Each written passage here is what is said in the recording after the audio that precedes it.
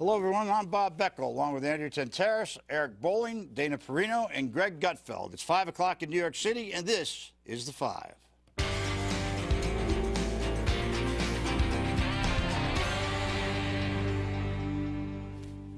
I told you I wasn't going to let up on CBS for disgracing American war heroes, and I meant it. Today, The Five reached out again to CEO Les Moonves and Amazing Race executive producer Jerry Bruckheimer, and again, they refused to apologize. Not only that, they wouldn't even comment on this disgrace. I'm calling on them to apologize to Vietnam vets after sending reality show contestants to the wreckage of an American B-52 bomber shot down in Hanoi. Greg first told us about this story Wednesday. Teams must now make their way to the B-52 Memorial, site of the wreckage of a B-52 bomber shot down during the Vietnam War, and where they'll find their next clue. Here? Wait. Oh, there's a U-turn board. Yeah. Oh, it's a double. This is a double U-turn. The Amazing Race episode also broadcast communist propaganda. I spoke today with Senator John McCain. It was 40 years ago last week that he returned from Vietnam after being a POW for over 5 years. He says regardless of how this happened, CBS owes veterans an apology. Eric, I assume you agree with Senator McCain, obviously. Yes, on this one thing, I actually do agree with Senator McCain. Bob, can I just do this? Can I give it back to you? Because you've been on this from the very beginning. Greg brought the story. It really hit home with you, and it's really resonating. I'll tell you, on Twitter, my Twitter feed lit up last night after the show. I've probably never got more tweets, and all of them were response to how proud they were of you stepping up, standing up for American That's veterans. nice. Dana taught me how to do a hashtag last night. The thing just blew up after that. It was going on all night long. I'm glad that we could share that moment. Yes, it was. In the past, hashtag meant something else to you. Yes, it did. Dana, let me ask you something from a strictly public relations standpoint. Why? Why do they not just say, I'm sorry? I think it's partly because of the Fox News syndrome that Greg has talked about, that if Fox News brings it up, then it must be crazy black helicopter conspiracy. But they don't realize, and somebody should have been helping them get out of their own way, is that Greg didn't come up with this story on his own. There was a Vietnam vet who emailed him, what was it, Sunday night? Yeah, he emailed me after the show. It said, and he was actually very polite about it. He just said, I'm watching this. This is kind of weird. Well, this is how you found out about it? Yeah, guy From a emailed me. viewer. So that's when I took the email and I forwarded it to the producer. I go, this is crazy. And he made this great point. He says, you know, are there going to be three-legged races at Gettysburg, a potato sack race at Normandy, a tug-of-war at Abu Ghraib? I mean, he was like, had good humor about it, but it bothered him. Yeah, for sure. Andrew, what do you think from strictly from a public relations standpoint as well? Why do you think, do you agree with Dana that it's because it's Fox, because we bring it up, or is it, I mean, how can you be that, stupid and insensitive? Well, I think that has something to do with it, absolutely. But what they should understand is this has grown much bigger than Fox News. I mean, this is a lot of their viewers that are very upset with this. And I don't know if they're just tone deaf, Bob, and they think that this will blow over and they're just trying to ride it out. But the first rule is when you step in, you know what, fix it, clarify, apologize, and move on. Instead, this has gotten so much bigger, and they haven't stopped the bleeding, and they should apologize ASAP because I don't think it's going away. It's just getting bigger. You know what I think it is, though? I think it's about age. I think that, you know, they're thinking, okay, the average age of a Vietnam vet is probably over 60 at this point, probably the mid-60s. You know, generally these shows now are run by emasculated metrosexuals who are chasing the mentality of a 16-year-old girl. They don't actually care about anybody over 55. They don't. You know, I spoke also today to the commander of the American Legion, who has sent a letter to CBS demanding an apology. They have 2.5 million vets that they represent. He said that he wants to tell CBS that none of them will be watching that show again, and he wanted to thank, by the way, the Five for bringing this forward.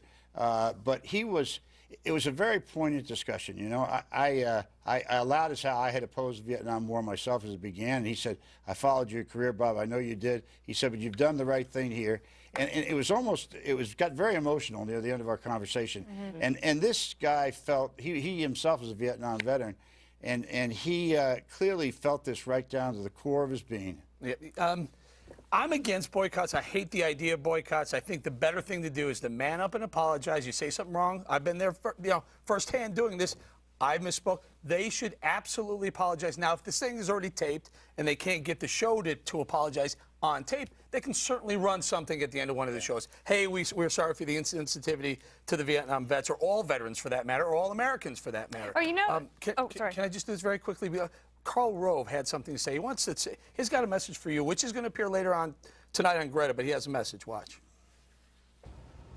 God bless Bob Beckel for standing up on this issue. This was tone deaf, insensitive, callous, and stupid on the part of CBS to do this. They allowed themselves to insult every Vietnam-era veteran and their families, and those particularly who cherish the memory of someone lost in that conflict by doing this. I cannot imagine what idiot producer at CBS did this, and CBS ought to take action.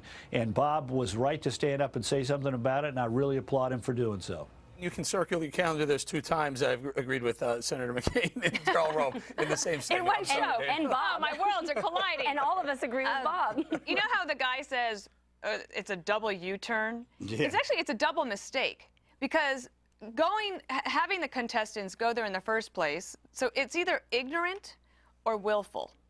And now you could maybe add a triple U-turn or triple mistake, because now instead of just saying we meant no offense, and we will be more sensitive in the future, and letting this go, because we would never talk about it again. Now you have primetime shows covering it. I would also imagine that there are a lot of Iraqi and Afghan war vets who will stand with the Vietnam vets and say, we're going to stand with them, because this could happen to us in the future, and we want people to know what our sacrifice was and how we fought for our country and our freedoms and what our country asked us to do. Right. I do think that these producers are, they probably think Ho Chi Minh is a type of sushi and POW is a new song by One Direction. So I have an idea. We should have a reality show where they send contestants to a location where Americans have died, and the first contestant to recognize and refuse participation gets to punch the producer in the face. That's what I was thinking about the contestants. Wouldn't it be great if one of those contestants actually came forward and said, you know what, I didn't know, or I'm ashamed, or I apologize. And the producers, at first we chalked it up to, this is likely a producer who doesn't know better and an executive who does know better.